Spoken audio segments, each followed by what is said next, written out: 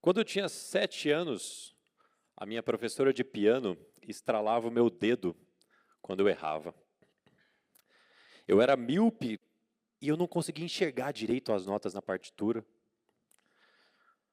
Aquelas bolinhas no pentagrama, aquilo ficava tudo turvo. E eu ia lá e errava. Conforme eu errava, ela estralava o meu dedo. Essa prática poderia ter matado um artista. Poderia ter matado alguém que vê o sentido da vida na música. Eu continuei depois de muitos meses ainda fazendo aula, eu não falei nada para minha mãe. Até que um dia eu cheguei chorando em casa e ela descobriu o porquê. Você já deve imaginar a fera que ela ficou. Depois disso, superado o trauma, eu voltei a fazer aula de piano, de contrabaixo, de violão. Eu comecei a me interessar pela música. Comecei a querer explorar sonoridades, instrumentos, gêneros musicais, estilos diferentes. Até que quando eu percebi, a música estava fazendo parte de basicamente o meu dia inteiro. O dia dedicado ao que fazia sentido para mim. Quando eu tinha 16 anos, eu cheguei com a incrível frase: eu quero fazer vestibular para a música.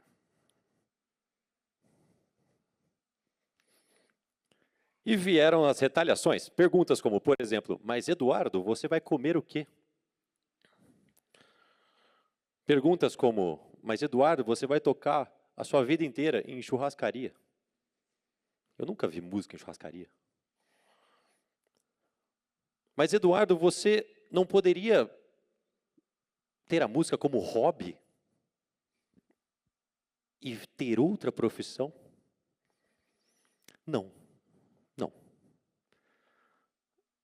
A música para mim era muito mais do que um hobby. Ela era minha vida. Aliás, obrigado, mãe, por me apoiar. Minha mãe está aqui. Beijo, mãe. Logo depois disso, eu entrei na faculdade, conheci coisas novas, conheci disciplinas novas, arranjo, análise, contraponto, composição. Eu quis ser um polímata musical. Quis entender de todas as áreas um pouco, de todos os instrumentos, entender como funciona tudo. Por que aquilo era tão incrível para o cérebro? Por que aquilo me fazia tão bem? Eu entrei no mestrado, me mudei para São Paulo, entrei no doutorado, e aí fui fazer cursos de regência orquestral, até que eu fui aprovado em um curso em Viena, na Áustria.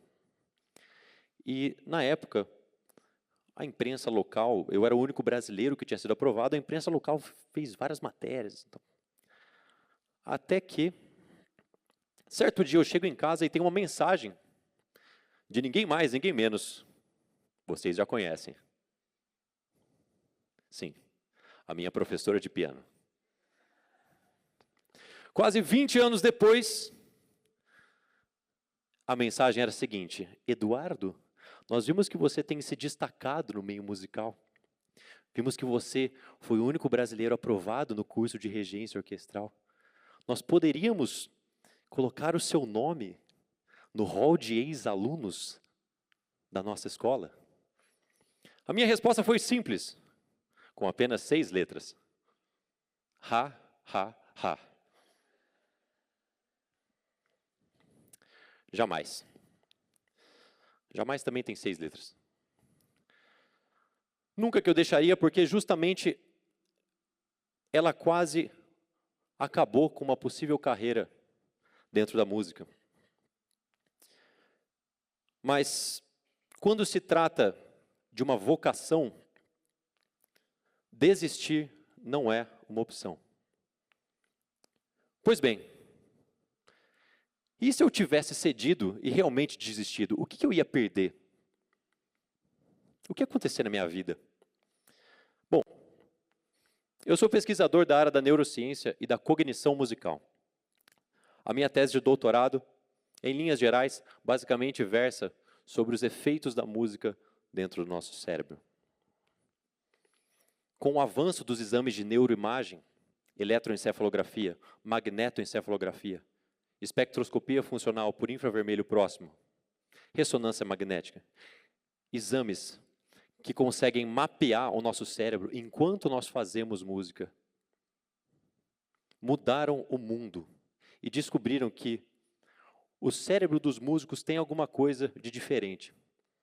E nós estamos sendo molde para pesquisas futuras, principalmente no que tange à neuroplasticidade, que nada mais é do que a neurogênese, a criação e a reestruturação de neurônios e funções, tanto de funcionalidades quanto de estruturas cerebrais, o que é fantástico. A exemplo, existe uma estrutura chamada corpo caloso, que liga os dois hemisférios do nosso cérebro. Pesquisas apontam que o corpo caloso em músicos é maior por causa das trocas específicas de um lado para o outro.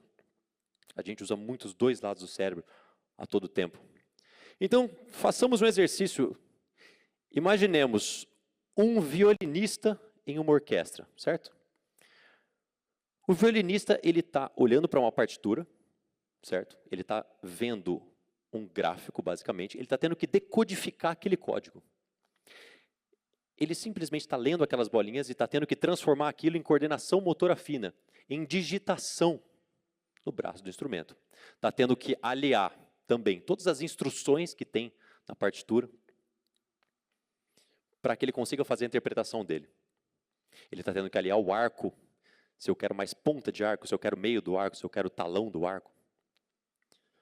Fora isso, ele está tendo que afinar, tocar afinado. E não só para consigo mesmo, ele não precisa só estar afinado para ele mesmo. Ele precisa estar afinado para os outros colegas. Ele precisa estar em consonância com seus colegas de trabalho. Além disso, ele tem todo o conhecimento das correntes estéticas, porque determinadas instruções na partitura para o período barroco, lá em 1600, se fossem as mesmas instruções para o período romântico ou o período da música do século XX, são instruções completamente diferentes. Então ele tem que também ter o conhecimento da corrente estética que ele está tocando, conhecimento histórico do que aquele compositor quis dizer com aquelas notas.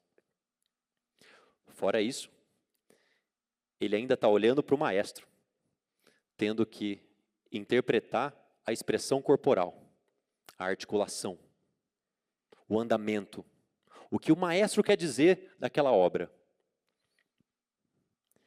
Isso tudo está acontecendo em tempo real. É o que eu chamo de carnaval de sinapses,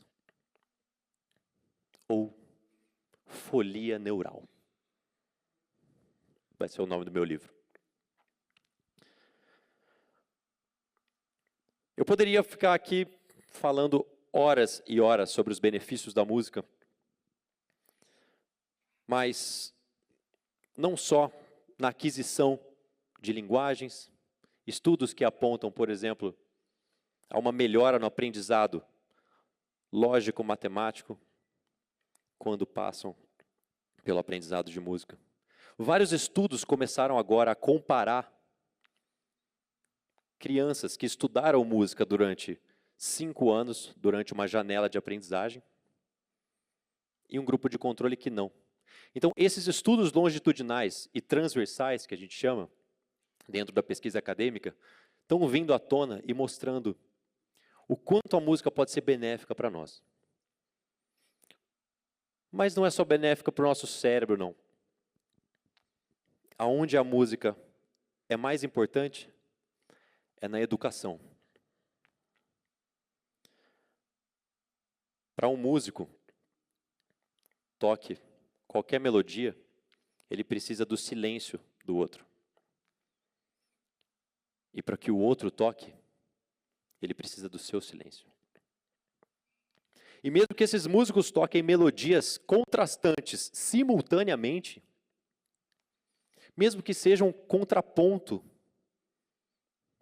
de melodias completamente diferentes, eles têm que estar em consonância, em perfeita harmonia. Nós podemos usar essa metáfora para várias facetas da vida.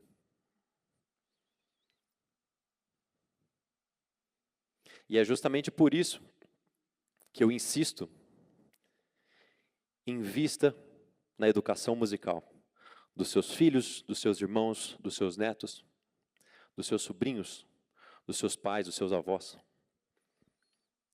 Os benefícios são muito mais do que apenas neurológicos e cognitivos. Nós poderíamos viver em completa harmonia como sociedade se nós tivéssemos programas de educação musical.